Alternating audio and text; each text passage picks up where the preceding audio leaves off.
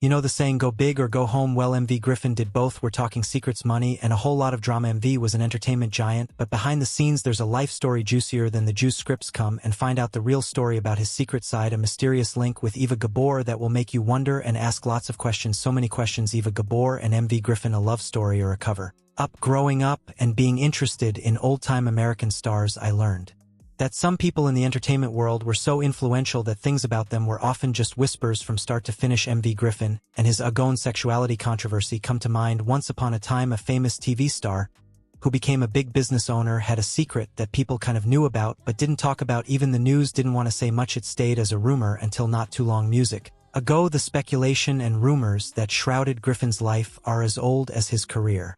Fame. Remember how his name came up in 2 lawsuits because 2 guys claimed he owed the money after being in a relationship with him. It was all because of some inappropriate actions. Even though nothing came out of the lawsuits, it put a question mark on Griffith's morality, and particularly his sexual inclination. Like many of his kind, MV Griffin never denied unconventional acts or accepted any of the grapevines about him. Maybe he was waiting for the right time for the same reason: social apprehension. Let's talk about MV Griffin, a famous celebrity known for his lively and entertaining presence in the media. But there's more to his story than just his public image. Behind the scenes, he had a secret life that many didn't know about, and it was the talk of the town when news came out that he had passed away. People were not only focused on his wealth, but also on the rumors and stories that had circulated about him. Observers say Griffin did not take his secret to the grave because there's now enough knowledge about it. Griffin, who died of prostate cancer, was not bold enough to say who he is despite his wealth and prestige. Yes, we all know he was a businessman, talk show host, game show creator, and singer. He was also a man-to-man lover. Some thought that if MV Griffin had talked openly about being bisexual while he was alive, it could have made a positive difference for many people in our society. Griffin had long been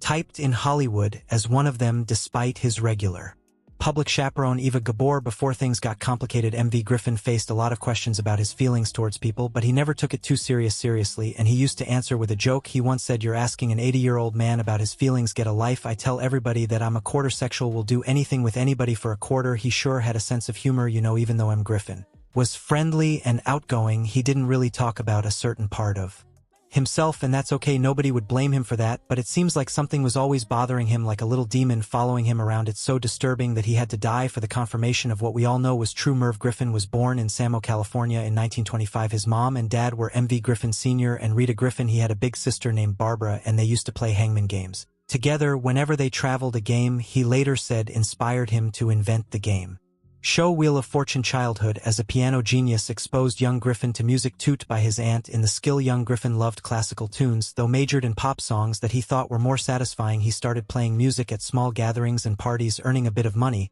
but then he joined his local church's choir. When he was a teenager, he sang at their Catholic parish, and it was a way for him to be a part of the music. This ensured that little Griffin was earning side income, with some saying that it might inspire him to try a show career. Once upon a time, M. Griffin was one of the well-known kids in his neighborhood. He was the go-to person for anything related to local entertainment.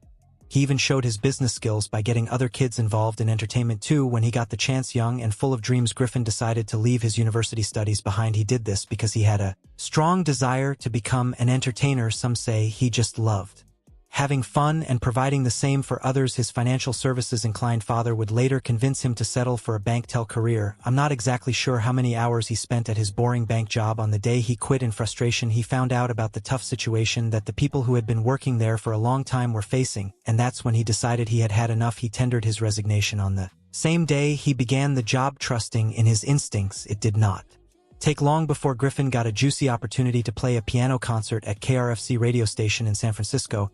He was so good with the San Francisco sketchbook show that it was soon renamed the MV Griffin Show. Griffin was still in his 20s and growing in popularity when he recorded a hit song, "I've Got a Lovely Bunch of Coconuts." This early fame led him to thinking how to invest in the industry. Not too long after, the MV Griffin Show was on NBC daytime show, though it was canceled less than a year despite its popularity. But that was the tip of the iceberg, as Griffin got a green light from NBC to set up a production firm. After that, this smart business person came up with his own question and answer show. The show would eventually make him super famous. Jeopardy show occupied his mental and productive time for 11 years before he created another, which he titled Wheels of Fortune. His shows were so successful that almost everyone had eyes and ears on the Merv Griffin shows and his business ideas, and soon after his production Empire MV Griffin Enterprises was acquired by Coca-Cola for a huge sum of $250 million in 1986. Before all that happened, Griffin had different plans. He wanted to own radio stations and get involved in media companies. One of his cool moves was buying Teleview Racing Patrol. He changed it into a big deal for showing horse races on TV and betting, and it worked very well. He even made special places where people could bet on races. Griffin was also into casinos and hotels. He took over places owned by Donald Trump, like Resorts International in Atlantic City, and the Trump Casino. This made him super rich, even though his secret about his personal life was still something people wondered about. His meandering was shocking, especially his closeted affairs with notable Hollywood characters. Although he was reported to have lost his virginity to Judy Garland after the young talent seduced him, it seemed he was not satisfied with the outcome of the conventional thing. His earliest adventure was with Errol Flynn after he saw his unclothed body while the fellow was sleeping on a couch. I also heard that he lived with Montgomery Clift for more than a year. Another name that pops up in his list of sexual escapees is Rod McDowell. One critic wrote that Griffin kept a virtual male har and a pimp who brought on request notorious unconventional men to him for financial reward. The likes of famous Rock Hudson have also been fingered to have hit it off with Griffin after the Jew met through Henry Wilson, who was Hudson's agent. Did they say Griffin was advised to keep his sexuality on the low-y? I don't think he needed anyone to tell him that, because it would have made or marred him in a way, a risk no one, not even the mighty Griff, wanted to take. I also heard of a young and rebellious James Dean who was alleged to have made a little cash from him as a sex-for-cash exchange. There was also the Meet Me in St. Louis Tom Drake, who was somewhat connected to Judy Garland. Is Griffin's list of meandering endless? Robert Walker, Peter Lawford, and Golden Scott were all part of Griffin's list of romantic interests, along with his lasting connection with Marlon Brando. Some people say that Griffin kept his feelings hidden and stayed quiet about his personal life. Even though he had lots of money and was famous while in the world of LGBTQ+ people, he seemed like someone important, and he didn't speak out about it. He had power, met the president, and had control over the big media channels. Griffin lived a peculiar kind of lifestyle. Was he truly dating Eva Gabor? He was silent about a lot of things that the system he should have opened up on. It might seem like he only cared about himself, but there was one thing he did that could be seen as kind. He hired homosexual men to work for him, and some people think he did it because it helped him and his businesses. Maybe it's true that Griffin was part of this too. America's powerful closeted men. He continues to explore fresh outlets for satisfaction. One of those who dared to question his authority was Denny Theriot, who instituted a lawsuit. Griffin recalled that Merv Griffin's surreptitious queer life was disturbed in the early 1990s. Denny Theriot, the host of Dance Fever show, and Griffin's ex-assistant Brent Plott filed their lawsuits with a claim of $200 million due in Palamon because of Griffin's strong influence. It's not a surprise that the lawsuits against him were thrown out by the judges. This made his reputation look better in society, but not so much in Hollywood, where many people quietly knew about his behavior. It's possible that many men who were used and then left behind felt helpless because of him. At one point, he started treating homosexual men unfairly by firing them from his company because they were not hiding. Living openly as a homosexual might have been a problem for Griffin, as it could have put pressure on him and others like him to be more open about their feelings. And for his relationship with Eva Gabor, it was both real and imagined. It was a real friendship because they were all seen together until her death. It was imagined because they were never lovers in the late 1980s. Eva and Griffin were like a regular 5 and 6. They both acted in the movie Return of Green Acres. After that, Griffin said they loved each other, even though they were also dating other people. The Hungarian-American actress found favor around Griffin, and their friendship was special. They traveled around the world together on fun trips, and some people said they were thinking about getting married. Griffin and Eva had allegedly picked Nancy Reagan to act as the matron of honor for their wedding. Back then, everyone seemed to know about MV Griffin and Eva Gabor's plan to get married. Eva's sister Jaja Gabor even talked about it and said they might tithe the knot after their vacation in the Bahamas. Griffin lived with several relationship rumors, but none was as intense as that of Eva Gabor, who he was connected with for about 17 years. Eva Gabor and her sister were famous for their romantic lifestyle. Eva, who got married 4 times but decided it wasn't for her each time, believed that marriage was like a fun experiment you could try more than once. And you know what's cool? She also became good friends with Griffin, but it did not happen. Griffin later said they didn't get married because they disagreed about where they should live and some other things before they could even get married. Eva Bo got very sick and passed away because of breathing problems. Before all this, Eva was in charge of a big company that made wigs called Eva Gabor International. Looking back, it seems like MV Griffin's close friendship with Eva Gabor was a way to hide his true feelings.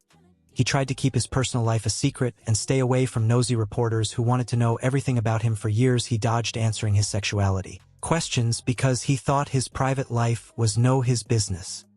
Griffin was married to Julian Wright. The couple had been together for close to 17 years. The union also produced a son, Anthony. Although it ended in a 1976 divorce, they had worked together and were even reported to have brainstormed together before his hit question and answer show came on board. He was also on good terms with actress and ex-lady of the United States Nancy Reagan, as one of the famous ladies in his social circle reports said he might have also introduced her to astrologer Joan Quigley, yet he still allowed his secret and homophobia to influence his life, and as a result punished those who he should protect, the queer community within his confine, and those he found worthy.